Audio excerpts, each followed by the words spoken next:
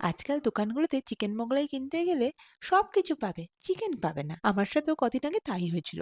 ভাবলাম কি ধুর, এর থেকে ভালো তো আমি নিজে বানিয়ে নেব। অনেক বছর আগে একবার বানিয়েছিলাম। আজকে ভাবলাম সময় আছে, বানিয়ে ফেলি। কতগুলো বোনলেস চিকেন একদম কিমার মতো ছোট ছোট করে কেটে নিয়েছি, দোকান থেকে কিনেও আনতে পারো। এদিকে কিছুটা পেঁয়াজ আর আদা রসুন কুচি ভালো করে লাল করে ভেজে রেখে দিয়েছি।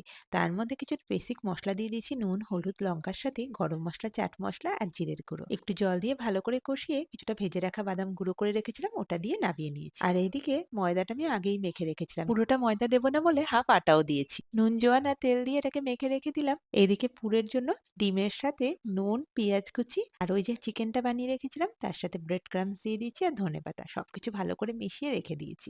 রুটিটা কিন্তু যতটা পারবে পাতলা করে বড় করে বেলে নেবে। যত পাতলা করবে তত টেস্টি হবে খাওয়ার সময়। এইভাবে ভাঁজ করে লো ফ্লেমে ভাজতে হবে। আমরা তো আর দোকানের মতো ভোরে তেল দিই না, সেই জন্য সাইডটাকে হালকা করে চেপে দিয়েছি যাতে সুন্দর ভাজা হয়ে যায়। আর মোগলাইয়ের সাথে একটু ঝাল ঝাল আলুর তরকারি না হলে কি চলে? এখন নিজেই এভাবে বানিয়ে নাও, তাহলে আর দোকানে মোগলাইয়ের মতো চিকেন খুঁজতে হবে না।